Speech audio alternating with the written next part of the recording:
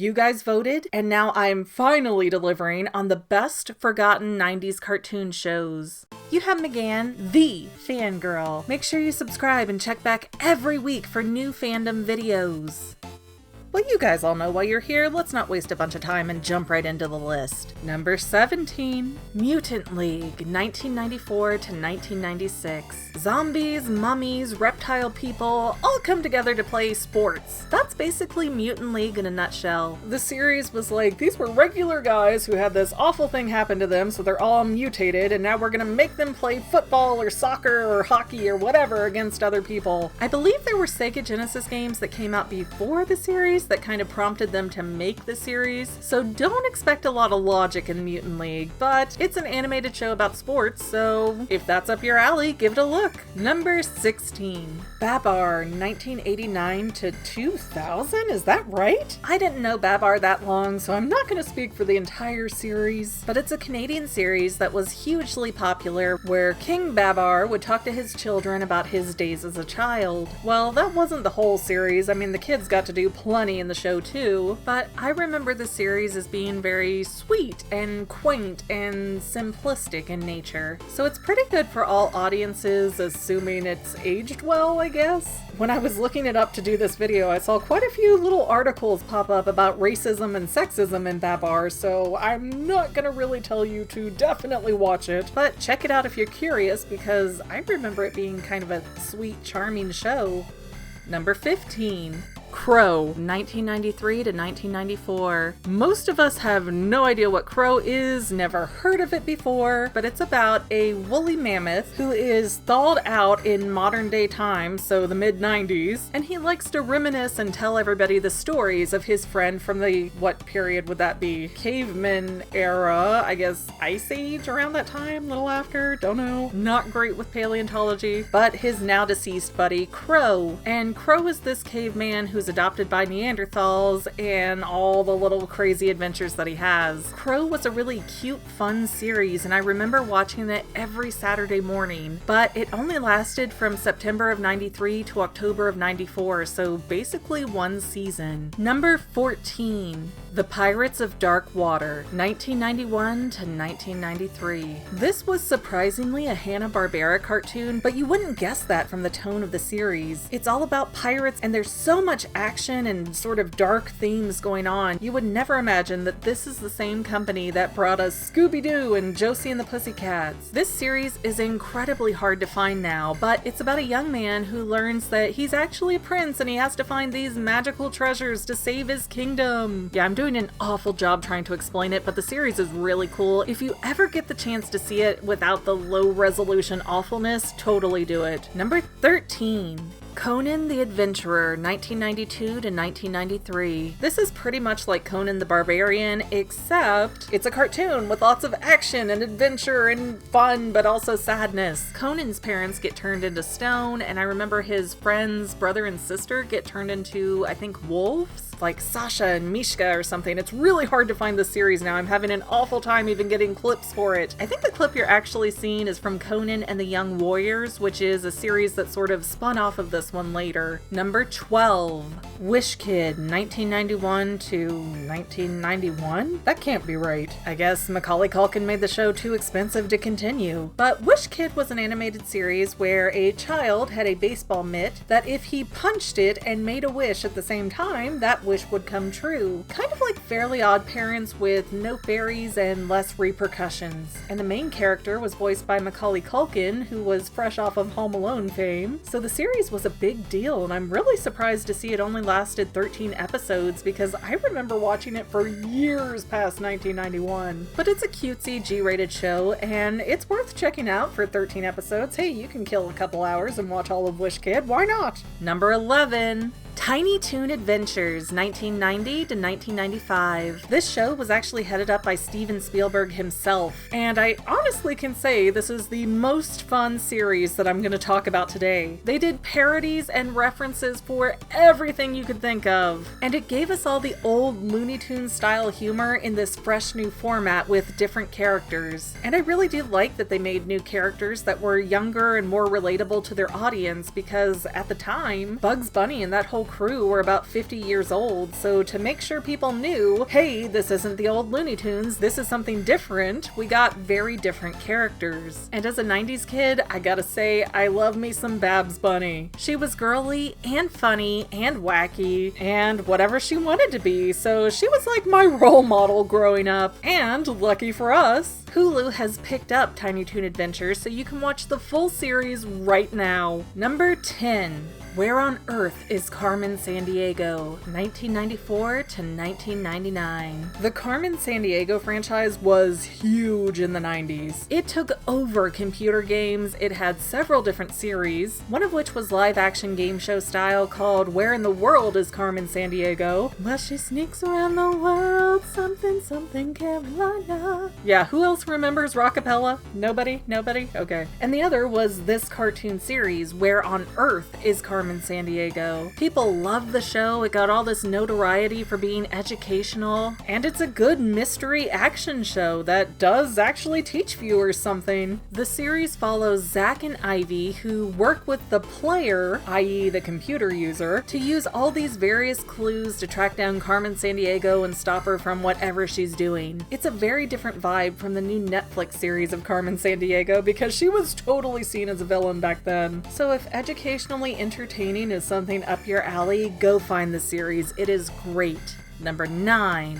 Mighty Max, 1993 to 1994. I don't think Mighty Max still exists today, but way back in the 90s, anytime a girl had a popular toy, they tried to force it to be a boy's toy too. So when Polly Pocket got huge, manufacturers responded with Mighty Max, which were these miniature worlds with monster themes instead of little parlors and ice cream shops. The series, though, was super good. We had Max and his two not-from-his-timeline companions, and they would jump from reality to reality or sometimes different places around the world and fix a problem, then go off to the next adventure. Kind of like Doctor Who or Kingdom Hearts or what was that 80s show? Quantum Leap, I think? But it was a very action-heavy show that also snuck in a lot of educational bits, and it created all these intricate worlds that were very interesting to take in. Number 8. Back to the Future, 1991 to 1992. Who doesn't love Back to the Future? I mean, really, it's one of the greatest movie franchises ever. So following the huge success of Back to the Future 3, we got Back to the Future, the animated series. And if memory serves, it really featured Christopher Lloyd, and we had some other great voice actors like Homer Simpson himself, Dan Castellaneta, and Christopher Lloyd actually came in and did the live action segments. He didn't voice his Emmett Brown character, but he came in and talked to us, so that was pretty cool, like Mario Brothers. And I won't lie, I can't remember a ton about the series other than I really enjoyed it, and I had all the little promotional toys that came from, I don't know, I want to say McDonald's, Arby's, Burger King, one of those types of places. It's wacky and actiony and pretty fun. I loved seeing Doc Brown's kids and how they interacted with each other and Marty. To me, it was the perfect end to a perfect movie franchise. Number 7. Tasmania, 1991 to 1995. Have you ever wondered about the backstory of the Tasmanian Devil? Because you can find out all about it with Tasmania. Taz has a mom, a dad, a sister, and the Platypus Brothers as friends. And oddly, Taz is the only one that speaks like, well, Taz. Can't explain that one to you. But the series is a lot of quirky fun that works perfectly with the old Looney Tunes humor. Sadly, though, I've barely been able to find anything about it. It needs to be released on DVD! Number 6. Bump in the Night, 1994 to 1995. This show is insane. It's wild, it's creative, it's funny, and I bet most of you have never heard of it. Bump in the Night started as these little TV bumps between the commercials on ABC Saturday mornings. Then it eventually became its own show where we get to play inside of this kid's room with Mr. Bumpy, his monster that lives under the bed, Squishington, who's made out of toothpaste, and a ragdoll named Molly, along with a whole slew of crazy crazy characters. Not only does the series look unique, but it came out not too long after The Nightmare Before Christmas, so people were really hungry for stop motion animation and these really different eclectic type of shows. Bump in the Night does not disappoint, and they have some really great musical numbers. If you can find the series, I 1000% recommend that you watch it and experience it for yourself. The show is so diverse, there is just no way I could do it justice in only a couple of minutes. But go check it out if you can find it, you will not be disappointed. Number 5, top 5 guys! Reboot, 1994 to technically 2001, but it didn't air the entire time. I've named this before as my favorite TV show ever, and the only reason it's not higher on the priority list now is because Netflix has put on this interesting show called Reboot the Guardian Code, so more people are familiar with Reboot now than they were 10 years ago, but not enough people in my opinion to be happy about. The original show is nothing like the Guardian Code. The original series is phenomenal. It's about these game sprites that live in your computer, and they go through and play these different games that the user sends in. So there's a zombie survival game, and they all reboot as these Living Dead characters, or Elvira, or Michael Jackson in Thriller. It's a fantastically fun show, and you have to check it out. I know for a fact you can still get the DVD set on Amazon, and it is completely worth every penny. And even though the series is kind of goofy and quirky for the first 2-ish seasons, once ABC canceled the series and it continued on YTV, it got a continuing storyline and got pretty dark pretty fast. Our main character not only had his eye ripped out, but he grew up and he was a nomad going from game to game trying to find his way home again. His girlfriend gets her code broken, and so she's all glitchy and shattering, and the characters are so fun and unique and interesting. Plus it has endless pop culture references, so I can't recommend this series enough. Number 4, Bobby's World, 1990 to 1998. Did that show really go on that long? Well, Bobby's World was created by Howie Mandel, and he does star in the series. I think he's both Bobby and the dad. And the show is basically what would happen if you sat down with a 5-year-old and got his view of the world. It is kind of neat because it's just imagination gone wild. Whatever Bobby thinks about is what happens on screen, and it gets very surreal but still very sweet and cutesy. But sadly, after the series ended, it's like nobody ever talked about it again. There's no DVD sets, you can't go watch it on TV now. I do not accept this. More people need to remember Bobby's World, gosh darn it. Number 3, Gargoyles, 1994 to 1996. I almost didn't include this series because Funko made pops for Gargoyles, so I felt like maybe it's too mainstream now, but I adore this series too much to leave it out. It wasn't only original, but it was very dark, and the building storyline was pretty incredible with all these little details that would eventually come back in and pay off down the road. There was really no other series like that. And to give you a broad stroke, Gargoyles is about this clan of, gargoyles, who turn to stone during day but come alive at night to protect New York City. But they're actually from Scotland 1,000 years in the past, so there's all sorts of layers and issues to dig through. And we had some great female characters like Demona, who was supposed to be evil, but really she had a reason and a purpose for everything she did. So she was really complex and interesting, not just bad to be bad. And the same was true for almost every villain that they faced off against. And believe it or not, Gargoyles is actually a Disney show that aired during the Disney afternoon lineup, but Disney didn't really know how people would take to that series, so they didn't put their name all over it like they did with everything else. I beg you all to invest the time to watch the first 2 seasons. The 3rd season is called Goliath Chronicles, and it's not really got the same showrunners, it's not as good, it's technically a reboot series, but there are comics that pick up to sort of cover over season 3, so all is not lost when the quality of the series starts to tank. And season 3 is only 6 episodes because they put it on at 6 in the morning in the 90s, because that's when older, more mature audiences are watching shows like this. Yeah,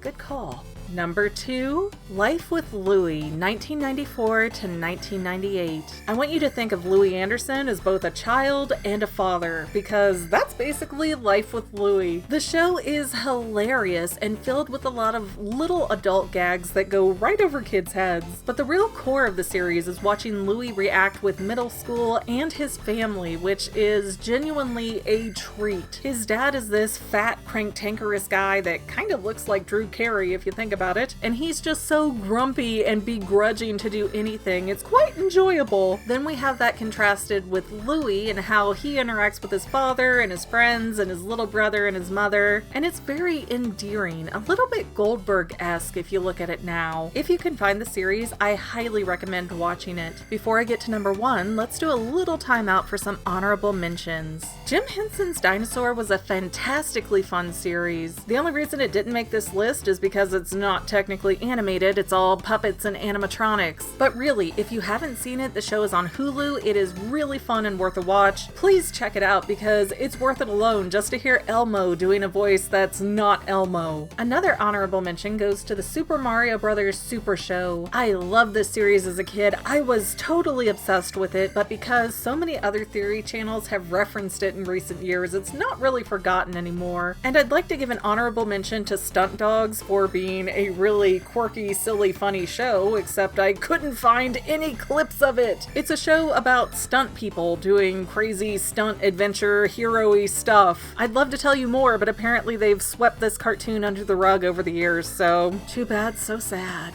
And my number 1 pick for the best forgotten 90s cartoon is Fox's Peter Pan and the Pirates, 1990 to 1991. If you like Disney's Peter Pan, you ain't seen nothing yet. This series was 65 episodes of pure enchantment. We had Tim Curry as Captain Hook, and Peter Pan, Tinkerbell, Wendy, and the Lost Boys like you've never imagined them before. The show was a little darker, it was a little grittier. I remember one episode very clearly where the mermaids tried to trick Wendy into being a mermaid so that she would drown because she didn't have the lung capacity to be a real mermaid. It only lasted a season, but I thought this show was absolutely fantastic. And unlike Disney's Peter Pan, where Captain Hook was all whiny and snivelly, this Captain Hook was a force to be reckoned with. And the series spent just as much time with the pirates as it did with Peter Pan and the Lost Boys. So it's really incredible to find a show with that extra layer of balance. The only problem is, it's so far forgotten that you can't find it on DVD, and good luck getting it on VHS. It's a ghost of a show, man, nowhere to be found, which I hate because I would so love to relive in that glory again. Well, that's it, that's my list. Sincerely, there are so many forgotten 90s cartoons that this could have been a 6-hour video easily, but I just picked my top favorites that don't really get any airtime anymore. I didn't even get to touch on any of the movie-based cartoons like Dumb and Dumber, The Mask, Beethoven, The Real Ghostbusters, Alf had a cartoon, New Kids on the Block had a cartoon, even MC Hammer had one for a really short amount of time, and so many others that I don't have great memories of. So, did your favorites make the list? Or did you at least find any new shows that you'd never heard of and you're like, I'm totally gonna watch that now? I'd love to get your thoughts down in the comments. Bye! Do the Mario, swing your arms from side to side. Come on, it's time to go. Do the Mario, take one step and then again. Let's do the Mario all together now. You got it. It's the Mario. Do the Mario! Well, that's all I have for now, but this video's not quite over yet. I get a lot of comments that say, do a theory on this topic, but I've already done those theories. So please consider going to my main channel page and clicking on the video tab so that way you can see everything I've done. You will probably find a lot of things you like that you never even knew that I'd posted. I want to let you know that I also have 2 other channels, Say Halo Goodbye Gaming and the Fanily Family Vlogs. Thank you so much for watching, and I hope you enjoyed enough to hit subscribe and share. I can use all the help I can get to let other people know that this channel exists. And if you made it this far, leave me a comment that says something like, hey, I made it to the end, and then let me know what kind of videos you want to see in the future. I can't make any promises, but the more people that request something, the more I can look into it. Okay, well, I love you. I'll see you in the next video.